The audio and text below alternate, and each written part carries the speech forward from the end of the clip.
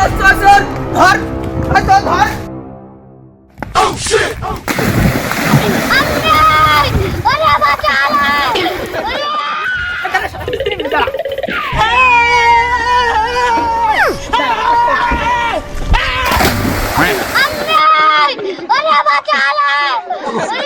চোর চোর ভাই কি হয়েছে ভাই চোর চোর আগে ধরে চোর ধর যা তোর বিলে লাগা দিয়েছি এবার গরম তুলে খাজা কিস্তি নিতে আইসো যাও এই চোর এই চোর ধর ধর এই চোর ধর ধর চোর ধর কোরাল্লা ও ভাই আমি শুনে দিলাম ভাই ও ভাই আমি শুনে দিলাম আমি চোর না ভাই কি হয়েছে শিয়াল ভিজা ভিজে এমন দুটো সিরা মারতে তাড়াতাড়ি কি হয়েছে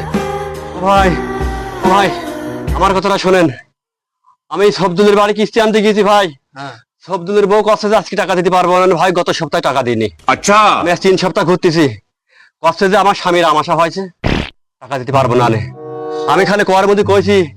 আপনার স্বামীর আম পড়ুক আর তাল পড়ুক আর তেঁতুল পড়ুক আমার দেখা নেই টাকা নিয়েছো টাকাটা দাও ভাই এই কথাটা যে কইছি ভাই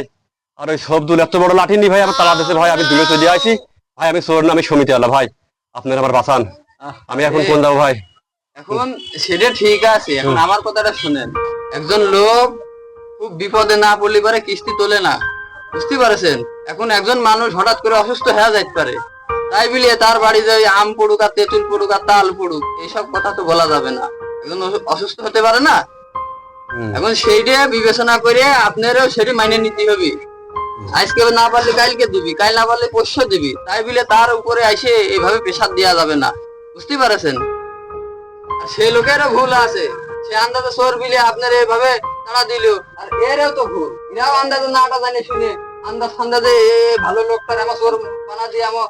কাটতেছি কারণটা কি ভাই শোনেন আমার কথাটা শোনেন সমিতি দেয় না 3 সপ্তাহ বাড়ি বাড়ি গেলি কয় সকালে দেবো সকালে গেলি কয় বিকেলে দেবো ম্যানেজার ভাই শোনে না ম্যানেজার শালা সুমন দিকে বকে এবার আমার তো চাকরি ভাই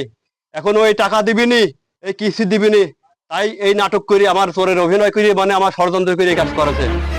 আমি আমার তো মুখই দেখাতে পারবো না ভাই আমি এই চাকরি আর করবো না আমি দেশে চলে যাবো দেশে জন্মেছি খাবো ভাই আমি আর এই চাকরি করবো না ভাই কি আর বলবো